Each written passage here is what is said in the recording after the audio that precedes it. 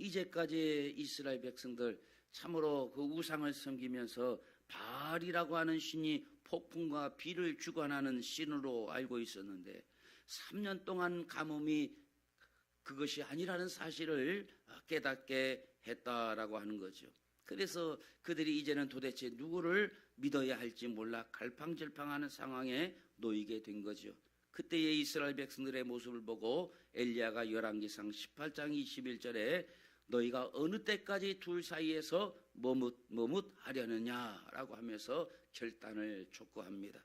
그리고 엘리야가 이제 누가 바알이 참신인지 하나님이 참신인지 한번 대결하자 제안을 합니다. 그래서 이 엘리야가 바알의 선지자들 또 아세라를 섬기는 이 제사장들 그들을 이제 모아 제단을 쌓고 어떤 신이 참신인가 불을 내리는 것으로 대결을 하자 제안을 합니다. 그래서 갈멜산에 모인 수많은 사람들, 이 바알을 섬기는 제사장이 450명, 아세라를 섬기는 제사장이 400명이 있고 또 거기에 수많은 사람들이 모여 있는데 하나님 편에 선 사람은 오직 엘리야 한 사람밖에 없었다라고 하는 거죠. 자, 먼저 바알을 섬기는 450명이 열심히 자신들의 신을 향하여 기도하기 시작합니다. 열심히 기도하는데 아무런 반응이 없어요. 다급해진 바알을 섬기는 이 제사장들이 자기의 몸에 칼로 상처를 내고 피를 흘리며 자기의 신에게 응답해달라고 요청합니다. 자, 그렇게 오전에 시작된 기도가 정오를 지나 오후에 이르도록 해가 지려고 합니다. 이윽게 엘리야가 나와 모두 물리친 다음에 내가 하나님께 기도하여 불을 내리겠다 이제 앞에 나서게 됩니다. 바로 그 내용이 오늘 읽었던 본문의 내용이다라고 하는 거죠. 자, 우리는 여기서 중요한 의문을 몇 가지 가지게 된다라는 거죠. 자, 첫 번째 의문은 이 왜 엘리야가 하늘에서 불을 내리는 시합을 제안했는가라고 하는 거죠. 자, 지금 가뭄으로 고생하는 이스라엘 백성들에게 필요한 것은 불이 아니라 물 아니겠습니까? 자, 기왕이면 비를 내리는 시합을 하면 더 좋지 않겠습니까? 가뭄이니까. 자, 그런데 왜 비가 아닌 불을 내리는 시합을 했는가라고 하는 거죠. 자, 이것을 우리가 바로 이해를 하려고 한다면 이 불을 내리게 하는 것이 성경에서 어떤 의미를 가지고 있는가라고 하는 것을 알아야 될 필요가 있습니다. 하나님께서는 이 구약 역사상 딱 3번 불을 내리신 적이 있습니다. 첫 번째로는 레위기 9장에서 처음 성막이 건축되었을 때에 이스라엘 최초의 제사장인 아론이 하나님 앞에 백성을 대신하여 제물로 하나님 앞에 제사를 드릴 때에 하나님께서 그 제물 위에 불을 내려서 그 제물을 다 사르셨다라고 하는 거죠. 이것은 하나님이 그 제물을 받으셨다라고 하는 의미가 되는 겁니다. 두 번째로는 역대상 21장에 다윗이 아리오나 타작마당을 사들인 다음에 거기서 이제 하나님 앞에 제사를 드리는데 하나님께서 그 제단에 불을 내려 그 제단의 제물을 사르셨다라고 하는 거예요. 그래서 하나님께서 이 불로 제물을 태우신 그 아리오나 타작마당을 이제 하나님 앞에 드려서 그곳에 솔로몬이 건축하는 성전터가 되었다라고 하는 거죠. 바로 그 자리가 하나님이 제물 위에 응답하시고 제물을 받으신 장소이기 때문에 그래서 아리오나 타작마당이 나중에 솔로몬의 이 성전을 건축하는 건축터가 되었다라고 하는 거죠. 자, 그리고 세 번째가 역대하 7장에 솔로몬이 건축을 다 완성한 후에 하나님께 기쁨의 제사를 드릴 때 하나님께서 불을 내려 그 제물을 태우심으로 제사를 받으셨다라고 하는 거죠. 하늘에서 불이 내리는 이 3번의 공통점, 이 공통점이 무엇일까요? 다 제단 위에 드려진 제물 위에 불이 내렸다라고 하는 사실입니다. 그 제단 위에 그 불이 내렸다, 제물 위에 불이 내렸다라고 하는 것은 하나님이 그 바쳐진 제물을 기쁘게 받으셨다라고 하는 증거가 되는 거예요. 자, 여기서 우리가 기억해야 될 것은 하나님의 응답의 불은 아무 곳에나 아무 때나 내리지 않았다라고 하는 거죠. 온전한 제물로 하나님 앞에 나아갔을 때 비로소 하나님은 그 제물 위에 불을 내려 그 제물을 사르셨다, 불태웠다는 것은 하나님이 받으셨다, 가져가셨다라고 하는 의미가 되는 거예요. 여러분, 우리가 하나님 앞에 이 예배를 드릴 때에 여러분 우리가 하나님 앞에 드리는 제물이 무엇일까요? 나의 생명을 하나님 앞에 제물로 드리고 나의 인생을 제물로, 나의 마음을 제물로, 나의 시간을 제물로, 나의 물질을 제물로, 나의 중심을 제물로 드릴 때에 하나님이 그 드려진 제물 위에 불을 내리신다, 응답의 불을 내리신다라고 하는 거죠. 여러분 오늘 우리가 이 예배할 때 아까도 우리가 헌금을이라는 것을 하지 않습니까? 여러분 이 헌금의 의미가 뭘까요? 왜 여러분이 벌었던 돈을 왜 여기 이 앞에다 갖다 올리냐고 말이죠. 여러분 교회가 어려우니까 교회 살림살이에 보태쓰라고 여러분이 십시일반 내놓는 건가요? 아니죠. 우리가 예배를 드리기 전에 이 봉헌을 하는 이유가 뭘까요?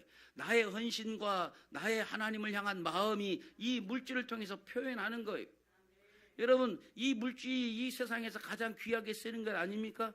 이 물질 때문에 여러분 부모를 찌르기도 하고 참으로 자식을 내다 버리기도 하고 이 물질이 사람의 마음을 그렇게 움직일 정도로 강력하게 작용하기 때문에 이 세상에서 가장 귀하게 쓰이는 이 물질을 내가 하나님께 드림으로 이 세상 어떤 것도 보다 내가 하나님을 더 사랑한다는 것을 표현하는 것이 바로 우리가 이 헌금의 의미라 그 말이죠. 그래서 하나님께서 응답의 불을 내리셔서 그 응답하고 싶어도 이 헌신과 이 결단의 제물이 있어야만 응답하신다라는 사실을 알아야 할 것입니다. 그렇기 때문에 예배를 보러 오는 사람에게는 하나님의 능력이 나타나지 아니하고 예배를 드리는 사람에게만 하나님의 능력이 나타난다라는 사실을 알아야 할 것입니다. 여러분 하나님께서 이 하늘에서 왜 이 구약에 3번의 불을 내리실까요? 여러분 그것은 하나님의 깜짝쇼가 아니라 그 말이죠. 이제까지 하나님을 떠나 배반하고 바알을 섬기며 세상과 하나님 사이에 방황하던 이스라엘 백성들에게 진정한 헌신과 결단을 하나님께서 어떻게 받으시는가라고 하는 것을 보여주시고 알려주시는 그 시각적인 효과로 불을 내리셨다라고 하는 거예요. 자, 그런데 엘리야는 하나님께 기도해서 불을 내리기에 앞서서 몇 가지 아주 중요한 사전 작업을 하고 있는 것을 보게 됩니다. 여러분 우리가 하나님 앞에 제단에 이 불이 내리기를 원할 때 먼저 우리가 사전 작업이 필요하다, 해야 될 일이 있다라는 거죠. 그 사전 작업의 내용이 오늘 본문 30절에 나오는 것을 봅니다. 자, 30절을 보면 엘리야가 모든 백성을 향하여 이르되 내게로 가까이 오라. 백성이 다 그에게 가까이 가매 그가 무너진 여호와의 제단을 수축하되 그랬어요. 엘리야가 하늘에서 불이 내리는 기도를 하기 전에 먼저 한 일이 무엇입니까? 여호와의 제단을 수축하는 일을 했다라고 하는 거죠. 자, 엘리야가 이스라엘 백성들을 부릅니다. 내게로 가까이 오라. 그래서 엘리야가 오라는 것으로 백성들이 다가갔더니 자, 거기에는 이 도대체 언제 그곳에서 예배를 드렸는지조차도 알 수 없게 초라하게 무너진 여호와의 제단이 그곳에 있더라 그 말이죠. 그래서 이 제단은 얼마 전까지 하나님 앞에 제사를 드렸던 그런 제단이었다라는 거죠. 하나님과 교제를 나눴던 것이고 하나님의 임재를 맛봤던 바로 그 제단인데 지금 그 제단이 어떻게 되어 있다? 무너져 있다라는 거예요. 자, 무너진 여호와의 제단. 이 무너진 여호와의 제단은 마치 지금의 이스라엘 백성들의 영적인 상태를 보여주는 것과 같다라고 하는 거예요. 엘리야가 이스라엘 백성들을 이 제단 가까이 오라라고 부른 것은 너희들이 이 무너진 여호와의 제단을 쌓아라 그렇게 부른 것이 아닙니다. 무너진 제단을 보라는 거예요.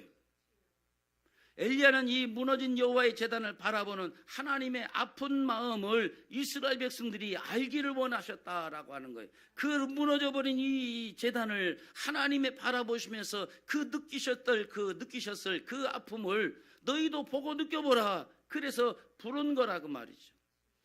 30절을 다시 보면 여기 수축하다라는 말이 있습니다. 여기 수축하다라는 말로 번역된 이 히브리어 단어가 라파입니다.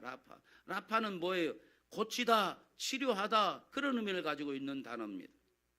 하나님을 잊고 지낸 지 오래되어 무너진 제단을 고치라는 거예요.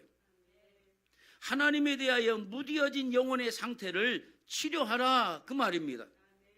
하나님과 단절된 상태로 아무렇지도 않게 인생을 살아가는 사람에게 하나님께로 그 인생을 되돌리라 그런 의미가 담겨져 있다라는 거예요. 그래서 여호와의 전을 어떻게 라파하라, 치료하고 고치고 다시 되돌리라 말하고 있는 거예요. 자, 그러면 이 무너진 제단을 누가 고치고 누가 보수하고 누가 다시 쌓았습니까? 누가 했다고 그랬어요? 아유, 보면 알지. 이 주어를 보면 알잖아요. 누가? 여기 보면 그가 무너진 여호와의 제단을 수축하되. 그가 누굽니까? 그가 엘리야예요. 엘리야. 다시 말하면 엘리야가 무너진 여호와의 제단을 고치고 보수하고 쌓았다 그 말이에요.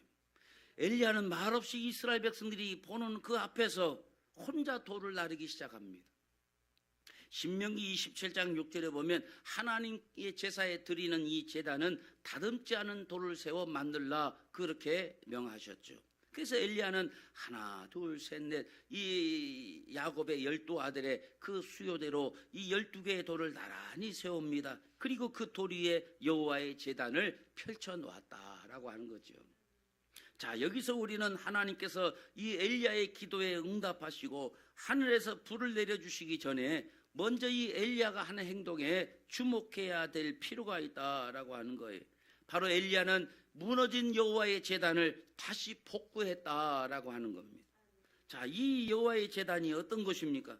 하나님이 이스라엘 백성들과 만나는 곳이 이 여호와의 제단이었어요. 하나님과 이스라엘 백성들이 교제를 나누는 것이 이 여호와의 제단이었다라는 거예요. 죄 지은 인간이 하나님께로부터 죄를 용서함을 받는 것이 바로 이 여호와의 제단이었다라는 거죠. 자, 그런데 그 여호와의 제단이 다 무너져 버렸다라는 거예요. 어쩌면 예전에는 하나님을 예배하는 제단이었는데 지금은 아마 바알의 제단이 되어버린 아마 그런 제단도 있을 거예요.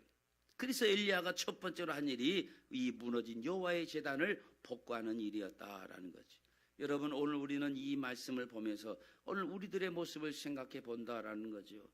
여러분, 예배를 안 드리는 사람은 더 말할 것도 없고 예배를 드리는 사람들 중에도 몸은 교회 예배당에 나와 있지만 마음 중심에 하나님을 예배하는 이 제단이 허물어져 버린 사람이 있을 수 있다라고 하는 거지요. 고든 맥도널드가 쓴 내면 세계의 질서와 영적 성장이라는 책에 보면 맨 앞에 이런 이야기가 나옵니다. 제가 읽어드리겠습니다. 플로리다의 한 아파트 사람들은 바로 앞에 있는 도로에 집안이 내려앉아 계속 꺼져 들어가는 웅덩이 속으로 자동차와 도로, 잔디밭이 함몰되어 가는 것을 목격했다. 함몰 웅덩이라고 부르는 이 현상은 가뭄으로 지하수가 고갈되어 지표를 지탱할 힘을 잃을 때 생기는 현상이다. 수많은 사람들이 함몰 웅덩이와 같은 삶을 살고 있다.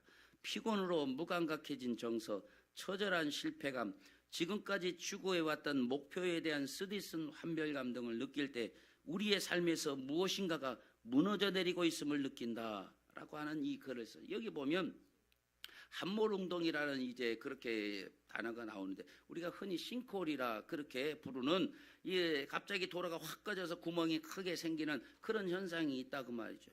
이게 이제 안에 있는 지하수가 고갈돼서 그 땅에 빈 구덩이가 그 공간이 생겨버린 거. 원래는 이 지하수가 있어서 그 압력으로 딱 지표를 받쳐줘야 되는데 지하수가 다 빠져버리니까 거기에 이제 공동이 생겨버리니까 그게 확 함몰돼가지고 싱크홀 같이 함몰 웅덩이가 생긴다 그 말이죠. 자, 이렇게 내면 세계가 무너져 함몰되어 있는데도 불구하고 무너진 것을 모르고 살아가는 사람들이 있다라는 거예요. 내면이 이미 공동화되어서 다 텅텅 비어버렸는데 그것을 모르고 결국 이 지표가 무너져 내린 다음에야 속이 비었구나라는 것을 알게 되는 사람이 있더라 그 말이죠. 여호와의 제단, 다시 말하면 하나님과 내가 만나야 될 이 장소가 무너져 있는데 그것을 당연하게 받아들이고 그 사실을 별로 그렇게 중요하게 생각하지 않는 사람들이 있다 그 말이죠. 그러다가 인생의 건물이 꺼져버릴 때, 인생의 도로가 끊어져 버릴 때 비로소 그 심각성을 느낀다라는 거죠.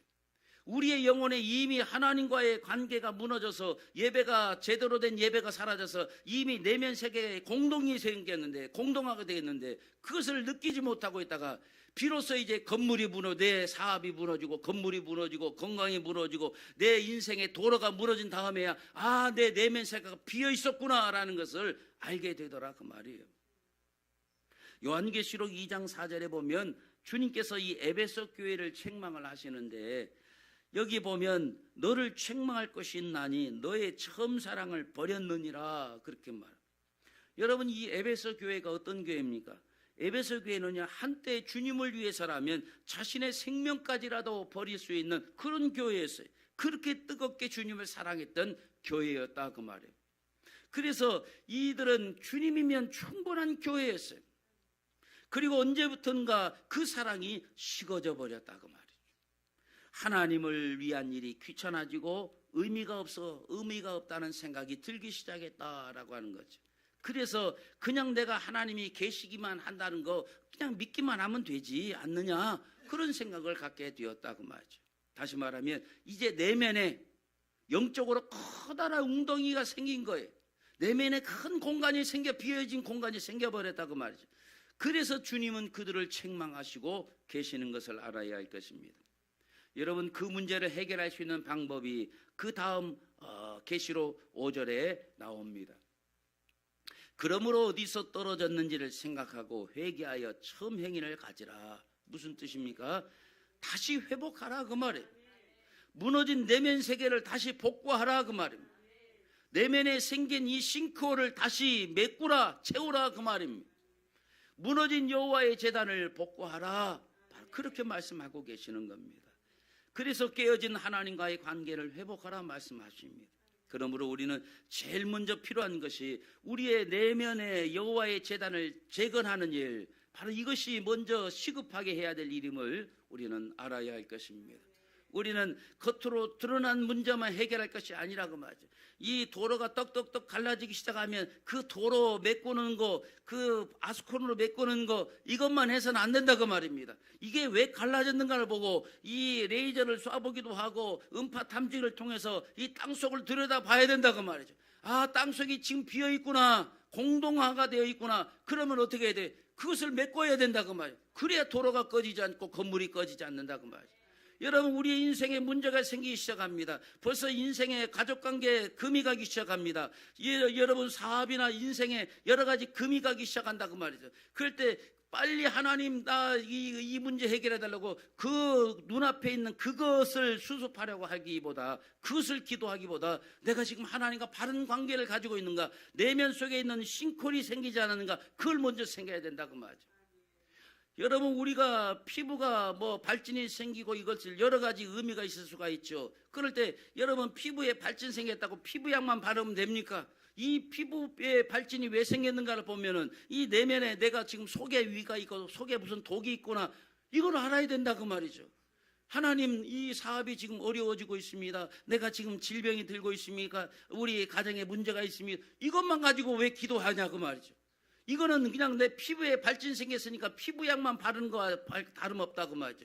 지금 왜 내 삶에 이런 조그마한 균열이 생기고 있느냐, 그 내면의 원인을 봐야 된다고 말이죠. 내가 지금 하나님과 바른 관계를 가지고 있는가, 그것을 먼저 채우는 일이 필요하다고 말이죠. 그래서 여러분, 예배 회복이 우리의 인생의 가장 중요한 이유가 바로 여기에 있다 그 말이에요. 하나님께서는 이 우리의 내면의 여호와의 제단을 재건하는 일, 이걸 먼저 시급하게 엘리야가 했던 것을 봅니다. 그래서 엘리야는 하나님께 기도하여 불을 내리기 전에, 응답의 불을 내리기 전에 먼저 이 작업부터 해야만 했던 거예요. 오늘 저와 여러분도 하나님께 은혜를 구하기 전에, 하나님의 능력을 구하기 전에, 하나님께 복을 달라고 구하기 이전에 먼저 내 내면 세계를 진단하고 무너진 제단을 다시 수축해야 될 줄로 믿습니다. 그 다음 엘리야의 행동을 보면 또 한 가지 이상한 행동을 해요. 엘리야는 단을 쌓은 후에 그 단 주위에 도랑을 파괴하더니 물을 2세아 정도 담을 수 있는 도랑을 파괴합니다. 여기 한 세아가 우리의 미터 뽑으라면 7.5리터 정도 되니까 2세아 되는 그 도랑이라는 한 15리터의 물을 가둘 수 있는 그런 도랑이죠. 생수병 15개. 상당히 그 도랑이. 자, 그러더니 이스라엘 백성들에게 물을 길어다가 번제물 위에 붓고 그 번제물로 태워야 될 나무 위에도 붓고 도랑도 물로 채우라 그렇게 말. 자, 지금 불을 내려서 제물을 태워야 되는데, 그러려면 젖은 제물도 지금 말려야 될 상황 아닙니까? 그런데 물을 길어다가 재물에 붓는다? 이거 뭐 정반대 아닙니까? 지금 엘리야가 왜 도대체 이런 행동을 하고 있는가라는 거죠. 지금 엘리야는 하나님을 절대적으로 신뢰하는 아주 자신만만한 믿음을 보이고 있다라는 거죠. 지금 엘리야는 조금의 의심도 없는 거예요. 하나님의 불을 내리면 아니 젖은 나무 아니라 이 물속에 있는 나무까지도 하나님은 태우실 수 있다. 하나님의 불을 내리면 이 젖은 나무뿐만 아니라 지중해 물도 다 말려버릴 수 있는 그런 하나님이라는 사실을 확실하게 믿었기 때문에 이런 행동을 할 수가 있는 거라고 말이죠. 자, 이것이 오늘 우리에게 주시는 또 하나의 교훈이다라고 하는 거죠. 사실 우리는 이런 사실들을 머리로는 다 잘 알아요. 하나님께서 그렇게 역사하실 수 있다라고 하는 그런 능력이 있는 분이라는 사실은 우리는 다 알고 있다고 말이에요. 모릅니까? 알잖아요. 다 알고 있어요. 그런데 문제는 뭐냐? 이게 남의 일이 아니라 나의 일일 때, 내 문제일 때, 지금 당장 급하고 중요한 문제일 때 이런 믿음 가지기가 쉽지 않다고 말이에요. 그래서 마가복음 11장 22절로 24절에 보면 예수께서 그들에게 대답하여 이르시되 하나님을 믿으라. 내가 너희에게 진실로 너희에게 이르노니 누구든지 이 산더러 들리어 바다에 던져지라 하며 그 말하는 것이 이루어질 줄 믿고 마음에 의심하지 아니하면 그대로 되리라. 그러므로 내가 너희에게 말하노니 무엇이든지 기도하고 구하는 것은 받은 줄로 믿으라. 그리하면 너희에게 그대로 되리라. 그래서 자, 이 말씀을 보면 그대로 되리라라고 하는 말씀이 두 번 나옵니다. 자, 그런데 이렇게 그대로 될 것이다 라고 약속을 하시면서 먼저 해야 될 한 가지를 말씀하세요. 그 한 가지가 무엇입니까? 믿으라는 거예요. 한 번은 마음에 의심하지 아니하면 그대로 되리라 약속하셨고, 또 한 번은 기도하고 구한 것은 받은 줄로 믿으라. 그리하면 그대로 되리라 약속하셨다라는 거죠. 자, 주님은 여기서 이 믿음과 의심을 함께 말씀하세요. 그렇습니다. 여러분, 믿음이 가는 곳에 항상 따라붙는 게 있어요. 의심이 따라붙는다는 거예요. 그래서 내가 믿으려고 할 때마다 항상 따라붙는 것이 의심이라고 하는 사실을 기억하시길 바랍니다. 자, 과연 이것이 될까? 안 되면 어떡하지? 이 의심을 내 힘으로 떨쳐버릴 수가 있어요, 없어요? 어렵다고 말, 어렵다고 말. 아니, 이거 뭐 어려운 정도가 아니라 우리 힘으로는 이 의심을 떨쳐버리기가 불가능하다라는 거예요. 그래서 우리는 보혜사 성령님의 인도와 보호하심이 필요하다라고 하는 거예요. 성령님의 인도하심으로 우리가 의심을 떨쳐버리고 믿기만 하면 그대로 되리라 약속하신 주님의 약속대로 능력을 경험하게 될 줄로 믿습니다. 자, 그러면 이 시대를 살아가는 우리는 왜 하나님이 마땅히 보아야 될 하나님의 능력을 보지 못하는가라고 하는 거죠. 믿음이 없어서가 아니라 믿음보다 의심이 더 크기 때문에 그렇다고 말이죠.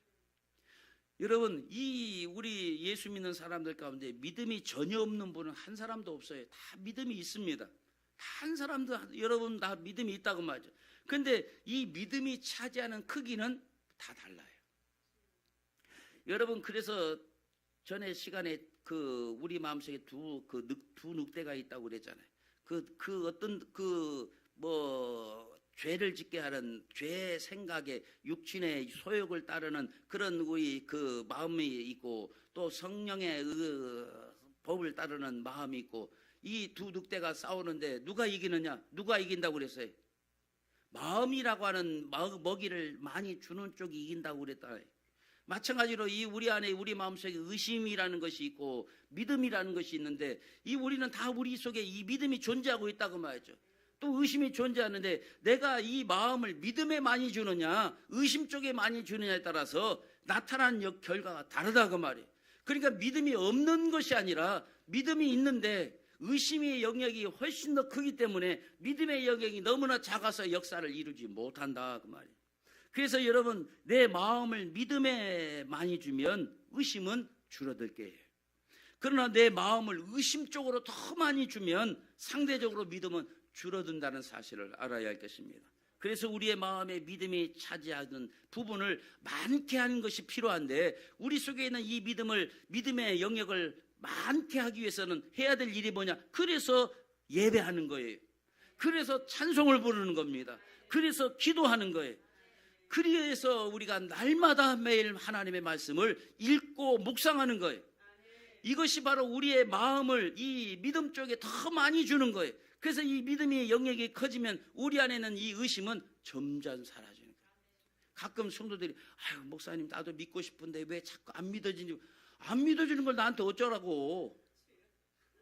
자기가 마음을 믿음 쪽에 안 주고 의심이 더 많아지는 걸 아니 목사가 어떻게 하란 말이에요. 이건 설교로 해결이 안 되는 거예요. 여러분이 내 마음을 자꾸 예배를 드리고 찬송을 부르고 기도를 드리고 말씀을 묵상하면서 내 마음을 누구에게 먹이를 많이 줘요? 믿음 쪽에 먹이를 많이 줘요. 믿음을 키워놔야 의심이 사라진다 그 말이에요. 그러니까 여러분 하나님께서 내가 기도하는 것보다 하나님은 항상 더 좋은 것으로 응답하시는 분임을 여러분 기억하시길 바랍니다. 그러기 위해서 우리 안에 항상 좋은 것을 응답하시는 하나님의 응답을 받기 위해서 우리 안에 마음속에 방치되어 있는 하나님을 만나는 장소인 우리의 이 여호와의 제단, 이 예배를 바로 고쳐 세워나가야 될 줄로 믿습니다. 여러분 하나님은 이 암울했던 아합 시대에 하나님의 나라를 건설하고 세워할 사람으로 엘리야 한 사람을 세우신 것을 여러분 기억하시길 바랍니다. 한 사람 엘리야가 하나님을 경외하고 하나님을 두려워할 줄 알며 하나님 말씀에 바로 선 엘리야 한 사람으로 결국 이스라엘은 다시 하나님의 나라로 돌아오게 된 것을 기억하시길 바랍니다. 하나님이 세우신 사람 엘리야는 무너진 제단을 수축한 다음에 믿음으로 바알의 세력들과 믿음으로 홀로 싸웠다 그 말이죠.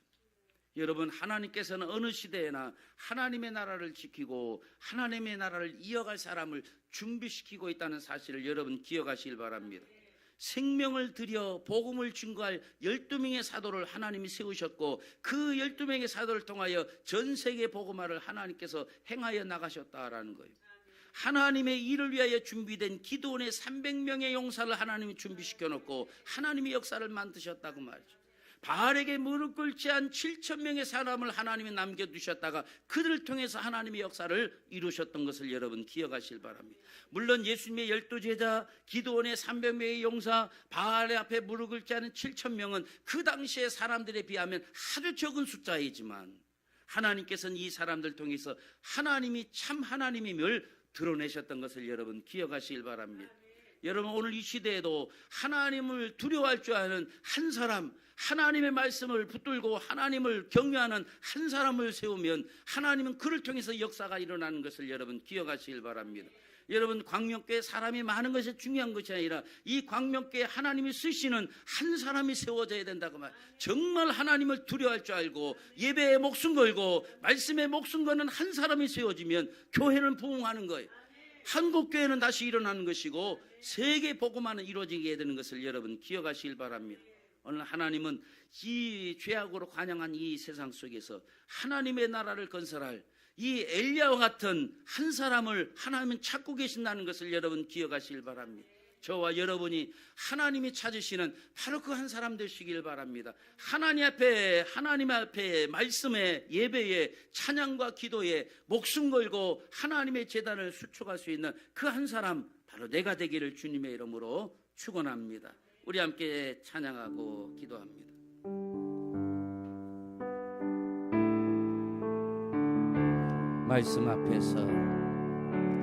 말씀 앞에서 경외함으로 주께 홀로 섭니다. 생명의 말씀 읽고 순종해 주를 예배합니다. 다시 한번 말씀 앞에서 경외함으로 주께 홀로 섭니다. 생명의 말씀 읽고 순종해 주를 예배합니다. 기록된 말씀 힘이 있어서 진리로 우리 거룩해 하며 거룩한 말씀 세세 영원히 복음이 되어 말씀 말씀하시네. 하나님 말씀에 두려워 떠는 자, 그 말씀에 생명을 거는 자 한 사람 찾으시는 주님의 약속을 믿어.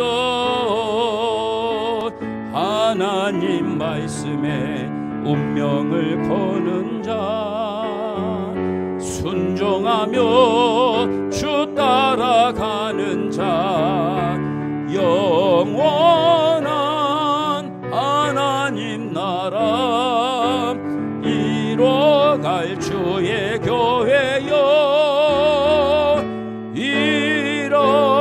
일어나라. 하나님 말씀에 두려워 떠는 자, 하나님 말씀에 두려워 떠는 자, 그 말씀에 생명을 거는 자 한 사람 찾으시는 주님의 약속을 믿어. 하나님 말씀에 운명을 거는 자, 순종하며